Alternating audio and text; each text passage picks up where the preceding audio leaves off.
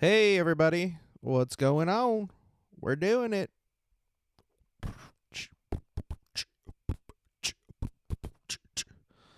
Welcome to another episode of Jaking Off. Wow. Thanks so much for listening. I really appreciate it. Hey, Jenny. Hey, can we close the curtain? No, the blinds. I'm sorry. On the door. I'm sorry. It's just distracting. Because you're so beautiful and I love you. Wow. I totally tangled those up because I was scared of Gulliver dying, and now it's hard to close. Okay. Thank you. I love you so much.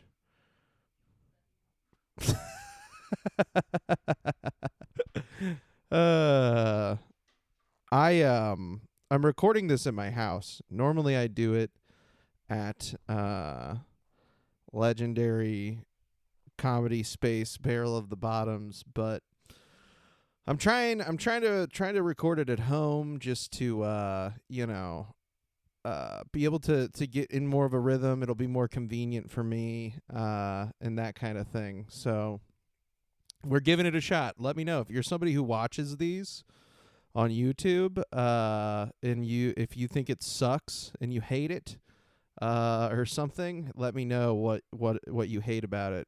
And as always, send anything to jaken.off.podcast@gmail.com or at jaken.off.podcast on Instagram. I love you. Thank you for sending me stuff. It's been a nice little week. It's been a nice little week since I last talked to you, huh?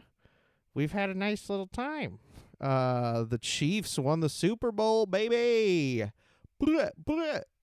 And we had a parade. We had a Super Bowl parade, which was tight. I went to the parade with my lovely girlfriend Jennifer and my cousin Nicole and my cousin Joe and my aunt Kathy. And it was a fun time. We had a good time. We really lucked out though because we got a ride down there from my other cousin Nicholas. Shout out to you if you're listening. I love you so much. But we wouldn't have had a good time probably if that didn't happen. So it was nice. We had a nice time. We saw the boys. We saw the boys yelling and stuff. Dude, it kind of sucked. The parade kind of sucked because they just kept having people who gives a nobody cared about them. We're all there for the rally. We want to see Patrick Mahomes. We want to see Travis Kelce. We want to see Andy Reid. We don't want to see Governor Mike Parsons, right? We don't want to see the president of football operations, Mark, whatever the fuck his name is. Mark, stiff guy in a suit. Okay, even Brett Veach, it's like I respect Brett Veach. We couldn't have, none of this would have been possible without him.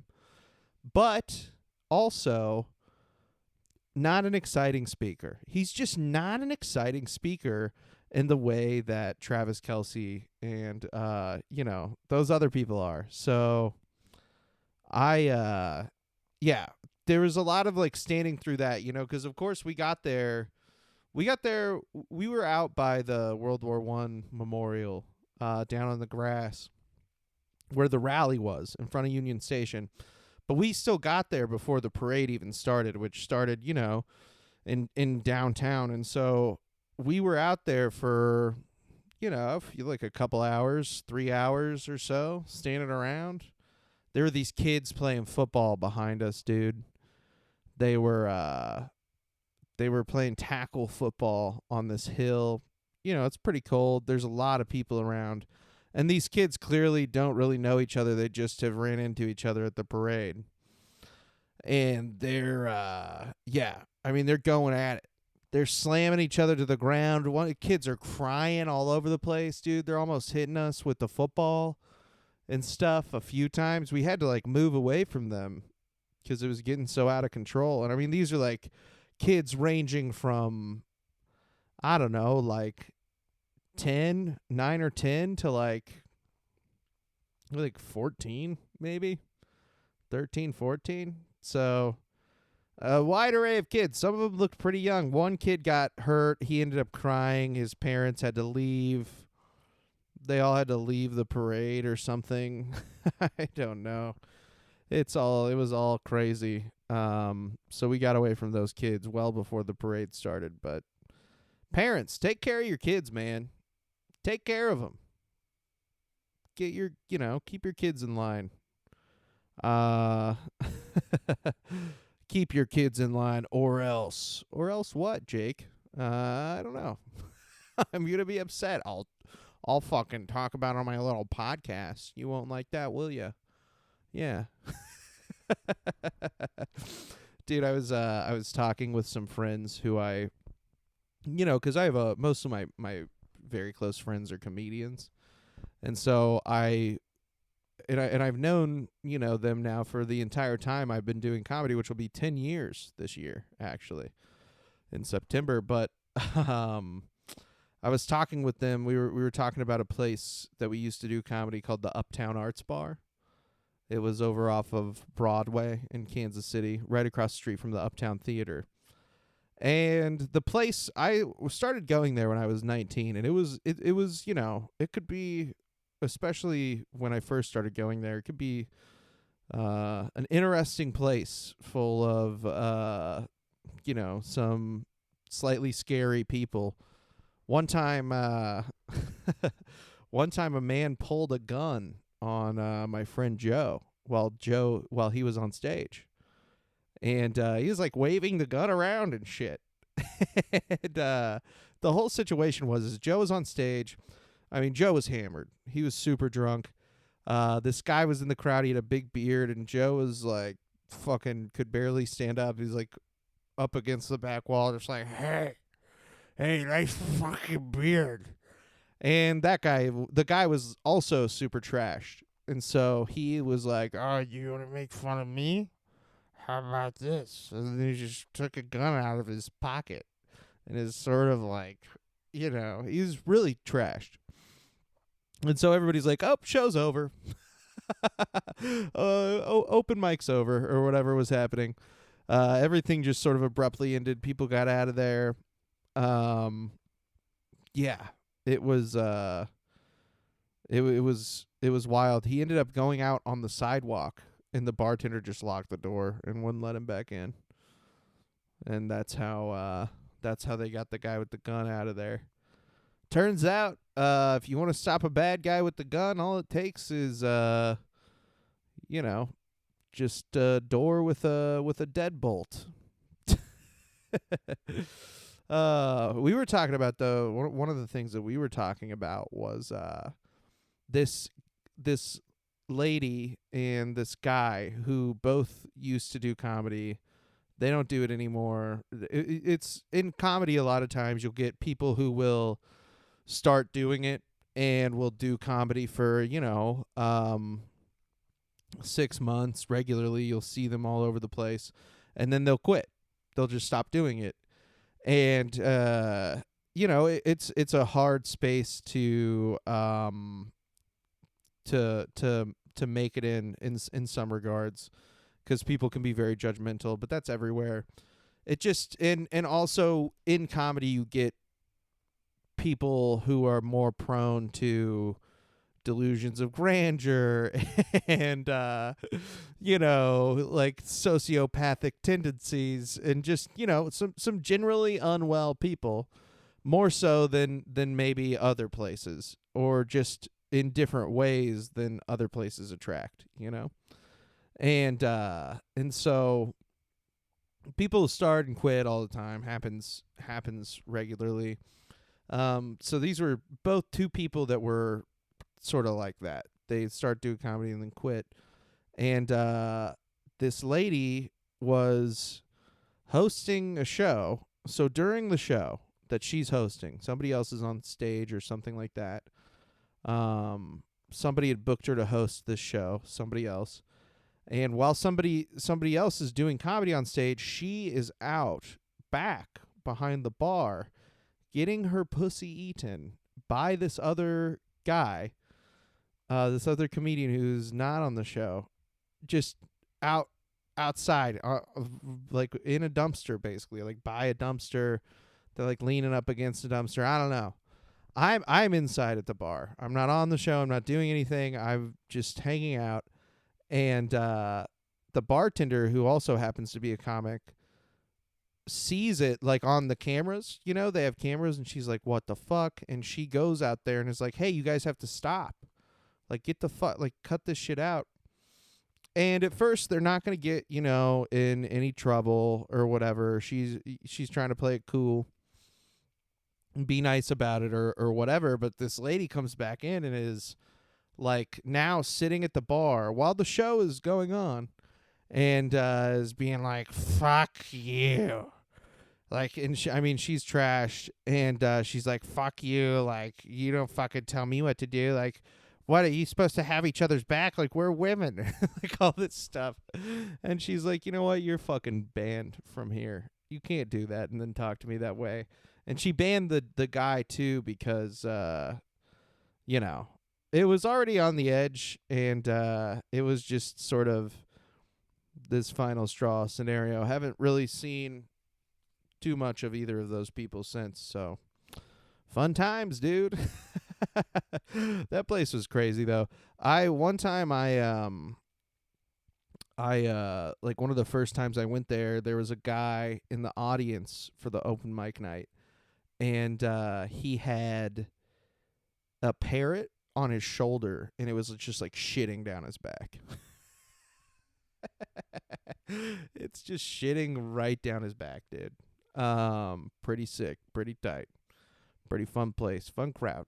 There was always like they would have these shows that were downstairs, and then they had like I guess it would be like a dance room. They would just be playing like house music and shit, like electronic music. And so every so often you'd be performing on a comedy show, and you'd be doing your jokes, but upstairs, the like, you could just hear through the ceiling just you know. So it'd just be like literally shaking the ceiling or something. So yeah, it's pretty tough sometimes. People, but the nice thing about this place is they didn't have a room fee or anything. So you didn't have to pay to like rent out the room if you wanted to do a show, which is incredible. That's like really nice. There's not a lot of places like that. Most places that you do comedy, you have to pay. You know, if you're running an independent show, there's some sort of you know, fee associated with making sure that the space is freed up for a night for you to do your show. So places that don't have that are awesome, and there's not enough of them. But yeah, we people, anybody could put on a show there though, also is what that means. And there was this guy who used to, like, I don't even know how else to describe him, but to just like essentially he's in like a Blink 182 cover band is how I would describe this guy's band. But they're like a cover band. They play different stuff. And I mean, the show was basically just a 3-hour long show that consisted of music and comedians. And so there would be like a music act, and then 3 comedians, and then a music act, and then 3 comedians, and then a music act, and like 3 comedians. And so it'd have all these people on it because they'd have to, like, you know, switch out or something like that. And it was awful. I mean, the show was terrible. It didn't pay anything because they're not charging at the door. You know, it was trash. It was absolutely bunk. And I mean, it's just like one of those things where if you don't have anything to do, but you want to get stage time, you want to go up on stage, it's either like something like that, or like you could go to an open mic. But yeah, the guy who ran it was just the dumbest fucking person that I've ever interacted with in my life. I hate to say it, but he is just like the stupidest fucking guy. I mean, he's exactly who you would think would be like, hello, my name is, fucking, I don't remember his name, but if I did, I probably shouldn't say it, but he's like, hey, my name is so-and-so, and we're a Blink-182 cover band. And the whole crowd that would show up was very lame. It was like almost had influencer vibes, but like none of the people were influencers, but they all were acting like influencers, like all the musicians and stuff. But they weren't they didn't really have a big following. They're doing the same show that I am a lot of the times, but they were just sort of weird. The whole situation was just weird. I don't know. It was a strange scenario, and I really, really hated it. But that place is closed now, so they can't hurt me anymore. Can't do anything to me. How nice. How good. I saw something that really pissed me off about comedy. Actually. This is I saw somebody posted this clip on Twitter. It's Bill Maher. It's from Bill Maher's show, and it's New Rules. I don't know if you haven't watched Bill Maher. He does this thing where he's like, new rules. I'm kind of a dick. New rule. I'm an asshole. And it's kind of like a monologue where he's joking around and stuff. But Bill Maher is just legendary sort of douchebag. I can't really say that I'm a fan of Bill Maher. I don't necessarily, it's not even a matter of politics so much as it is just his general demeanor is just so off-putting. He's such a schmarmy fucking douchebag. And he released a special not that long ago. Special is dog shit. It's all like memes. It's just they're doing memes.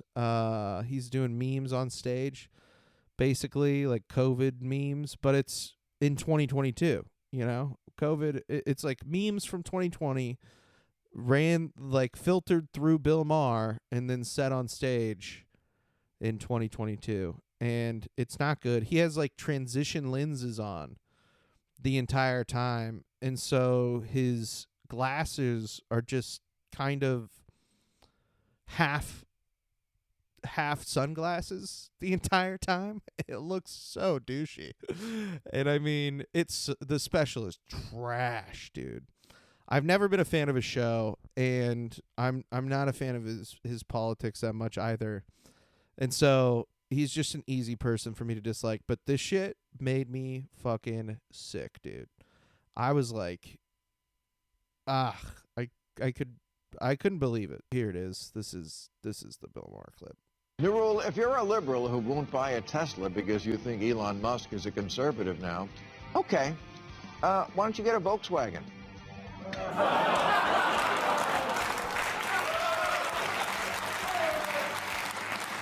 Or maybe a Fiat. Or a Mitsubishi.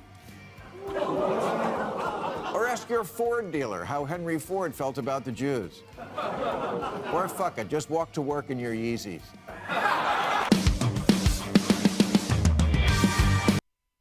Dude, it just... Okay, so the premise, of course, that you heard is, well,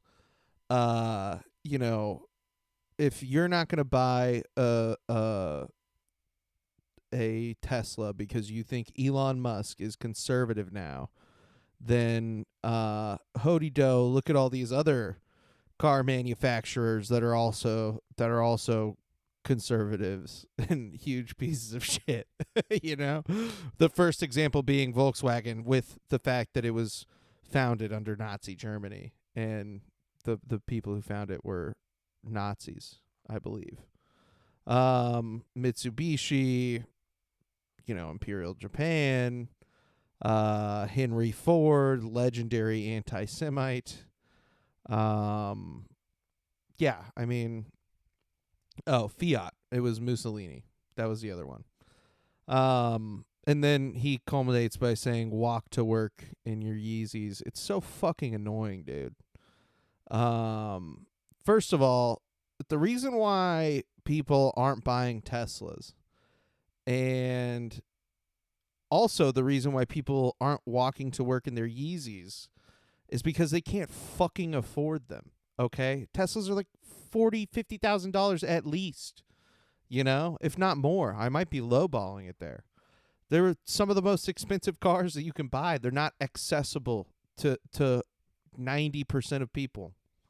Okay, that's why only 10% of cars that you see are Teslas, if even. Probably not even that.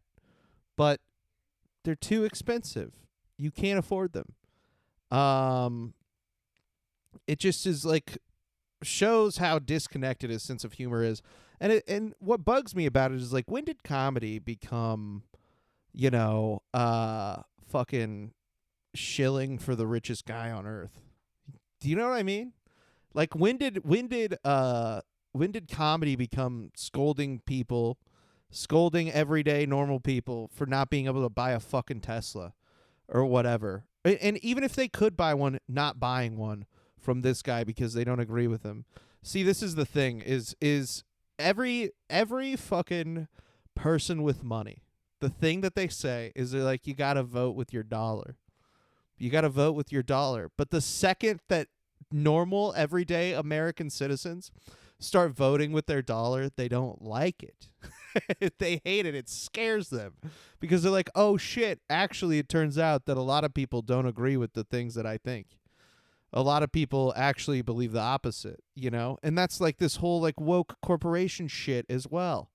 It's like, people are like, oh, well, this company is only doing it because they know that they're only supporting this cause because they know that people won't shop at their business if they don't. Well, good.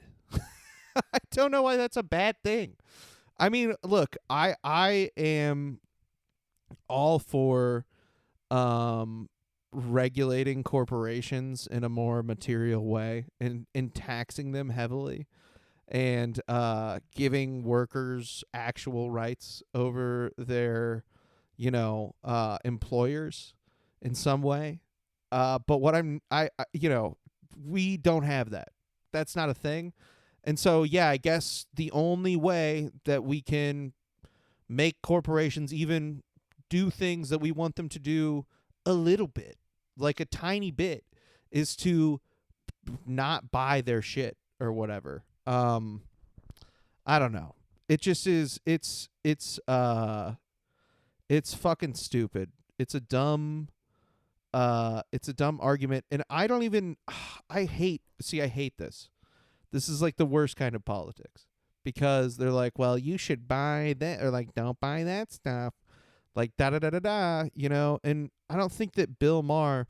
I went back and I watched this entire video because I didn't want to shit all over him in like just based off of this short clip and not know, if there was like more context or something, but there's not. That was it. I watched the entire monologue, but it's so annoying, man. Like, this guy is the richest dude on earth. Like, why are you capping for him? I don't understand. And it just shows how fucking out of touch this guy is. And that's what bothers me the most about Bill Maher, and what really fucking pisses me off about him is that people think that he is,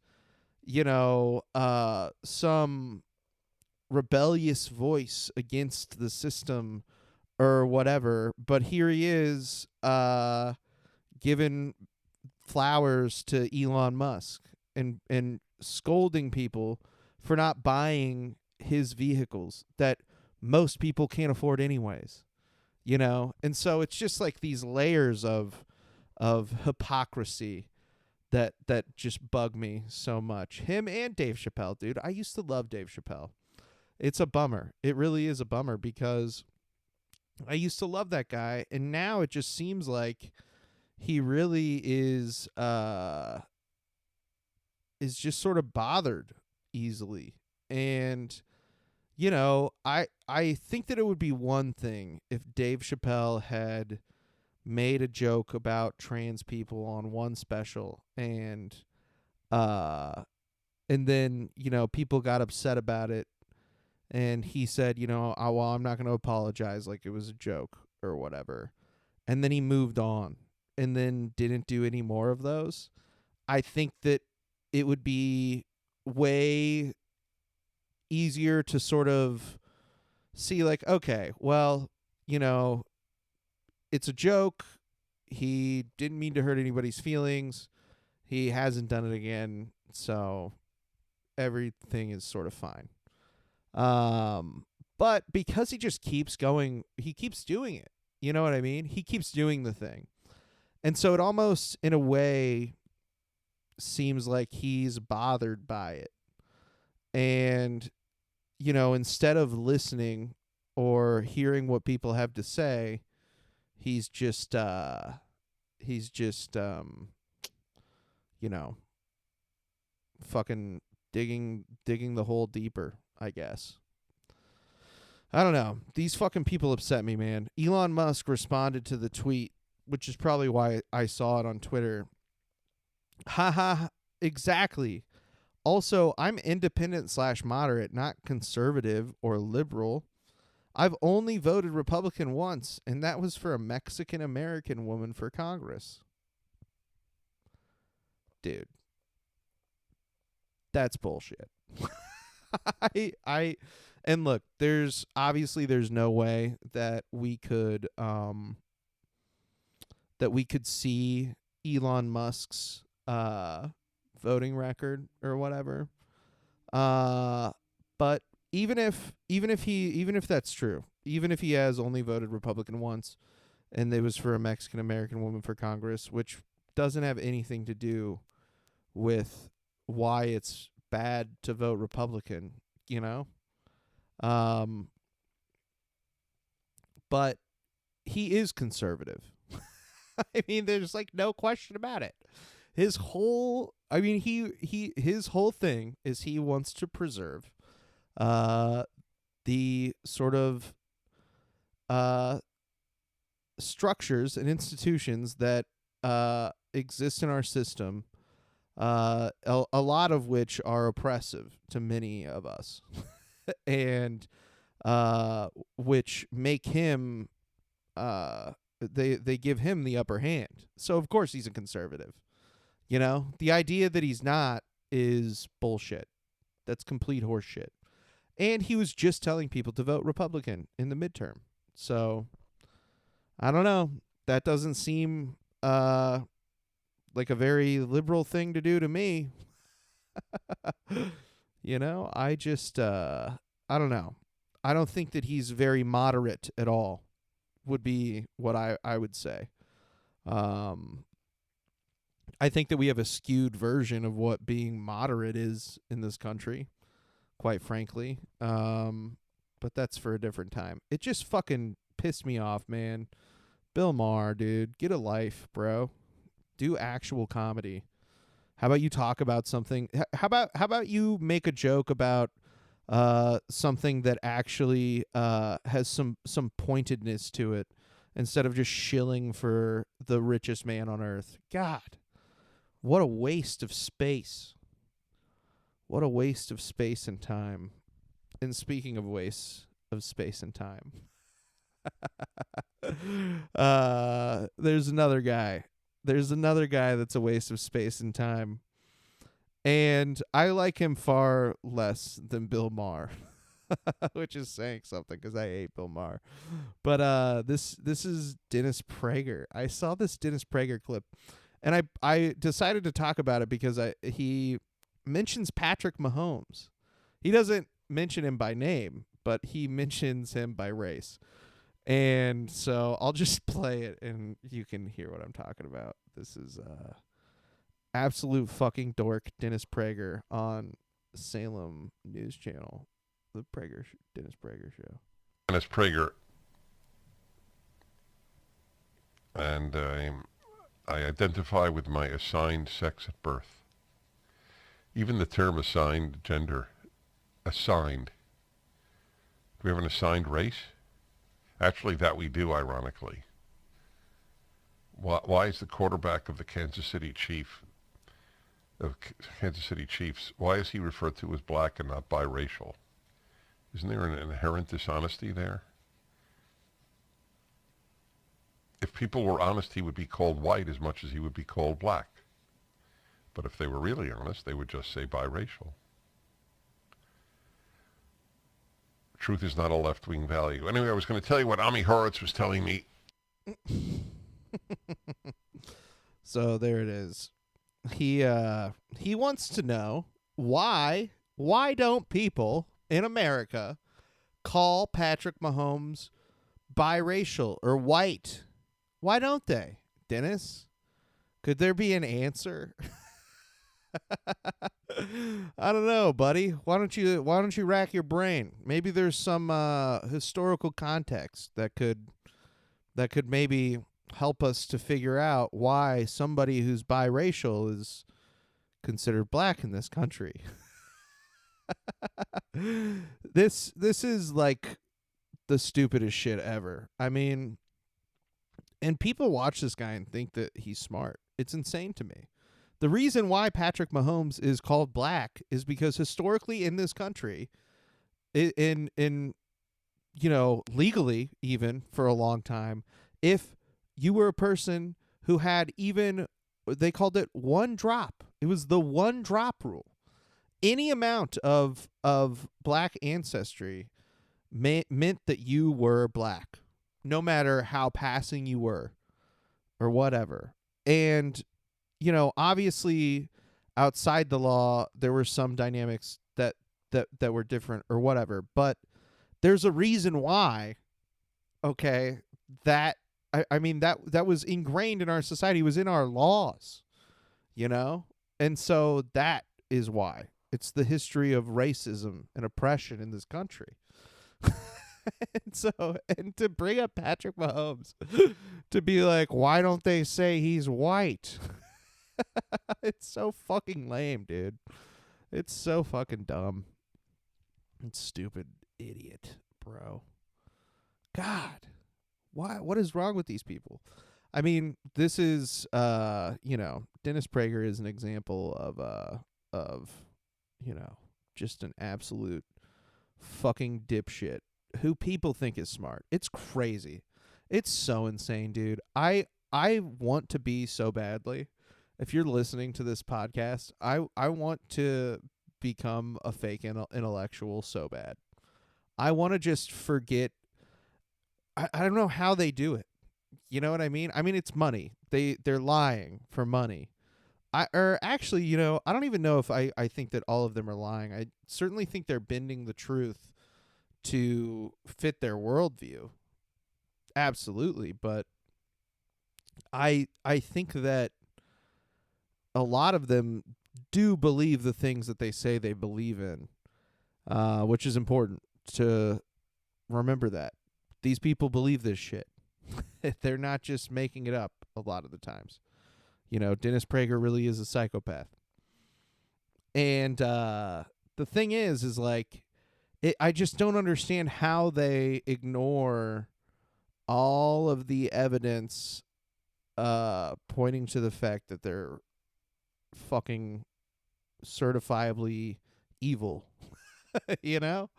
Like I don't understand how they reconcile that in their head. And I imagine the money, the amount of money that Dennis Prager makes, or that Bill Maher makes it a little bit easier. So it's just frustrating, man. I hate seeing, Dennis Prager isn't a comedian. He's just a stupid piece of shit. But Bill Maher is a comedian, and it's like, dude, you have a fucking show on HBO, and you're using the time to to suck Elon Musk's dick. Come on, dude. Ugh. It just is disgusting. God, I will never get over that. The last thing we're going to talk about, my cousin texted me right before I recorded this and reminded me of it. I'm actually really thankful that she did. Is the Fox News texts that came out. A lot of people a lot of people have been talking about them. It's really interesting. If you don't know what it is, I read a little bit of the court document. I downloaded it and I sort of skimmed it a little bit. It's a lot of interesting stuff. And I think it really does just on its face give a pretty good idea of how a lot of these huge news networks operate, and does a lot to sort of pull back the curtain on that. I don't think that it's necessarily you would find the exact same things if you did this to CNN or MSNBC. I think you would find some similar things, probably. Really any of these big sort of media companies. But the interesting thing about it is for me, I'm curious to see if this actually has any damage. If this does any damage to any of these people. I doubt that it will. I don't think that it will at all. I'm just interested to see. If you don't know the whole situation, so Fox, after the 2020 election, promoted some, election conspiracies on air about Dominion voting systems that were false. I mean, pretty patently false. And they got slapped with a $1 billion+ lawsuit, a huge lawsuit for, defamation and libel, whatever. And it's interesting because in America, compared to a lot of other places, the threshold for defamation and libel and things of this nature, especially for news outlets, is relatively high. You have to prove actual malice. So you have to prove that they were acting with the intent of defaming, Dominion voting systems. And part of how they're doing that, the way that they're laying out this case, is that's exactly what Fox News was doing. They knew that they were saying things that were false, and they did it anyways. And they did it with the intent of slandering Dominion voting systems. And they are proving it pretty well. So far with these texts. I mean, there's other stuff that has to come out, but like it's so funny. They're calling like Rudy Giuliani a dipshit in the text and stuff. They're like, Tucker Carlson is like texting his producers and being like, if we don't lie about the election, we're gonna get fucked. He's like, we're gonna get totally fucked by our own viewers. It's so funny. And they're texting each other back and forth. They're like, Sidney Powell's a fucking whack job. Rudy Giuliani's a piece of shit. He's a liar. And they even have some from like Rupert Murdoch, where he's texting. He's like, Rudy Giuliani is a psycho, but we got to do everything we can to help Republicans in the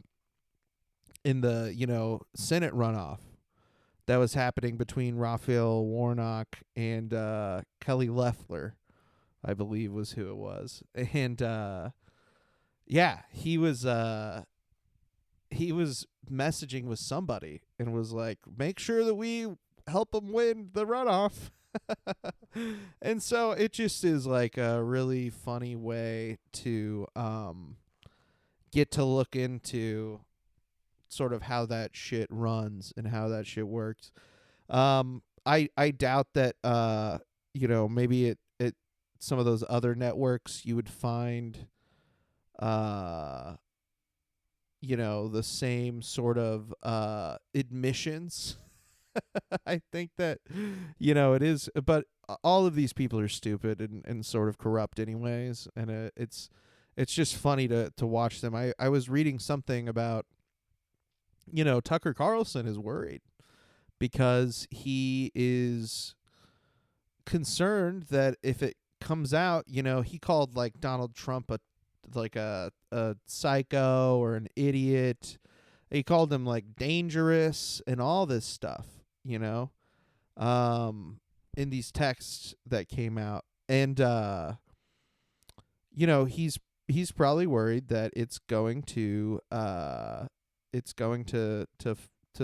fuck with his credibility a little bit with his audience. And I don't know if that'll happen. I feel like they got a pretty good hold on a lot of those people. So no matter what he says, he can probably get out of it. But yeah, it was just really interesting to see this sort of this sort of much insight into how that place runs, and I feel like it's very telling. It's hilarious. If you have the time, you should go read some of the texts. You can download like the original the court document that they got released on was it was like 100, it was almost 200 pages. It was 192 pages, I believe. But it's them, it's Dominion Voting Systems is laying out their case via these texts, the laws and everything. And so yeah, it's not looking good for Fox News. And I think that their only hope now, at least as an outsider looking in with literally no law experience at all, would seem like their only chances at not paying a fuckload of money is going to be to settle this lawsuit as quickly as they can. But I mean, they looked stupid, dude. The texts make them look so dumb. And yeah, it's pretty interesting. Pretty fun time. Pretty fun time reading those texts. Yeah, man. I mean, the ultimately the problem is, I think, and with the way that we look at it, because it is so much fun to see these people sort of owning themselves and like fucking up and shit, and it being just laid bare for everybody to see. I do think that it's important to keep in mind that a lot of these the problem with these big news corporations is that they are all sort of corrupt and bad, and none of them are good, and none of them have our best interests at heart. And I hate sounding like this because I'm referring specifically to like CNN and MSNBC. Fox, I feel like, is on another fucking planet. I mean, that is horrible. I just think that a lot of these larger news networks are still really made to launder sort of pro corporate messages into the news, and to neglect sort of reporting on things that are more meaningful to everyday people, and making it seem like those aren't, pushing those issues to the side in favor of, corporate agendas and stuff like that. And so I think that,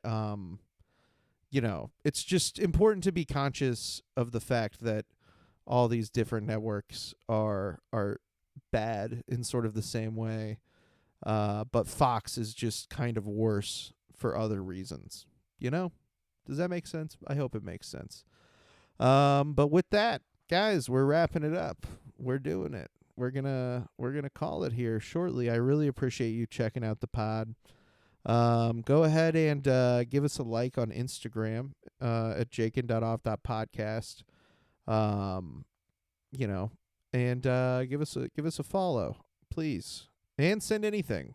to the Instagram or to jakeand.off.podcast at gmail.com. I love you, and I'll talk to you later. Bye. See ya.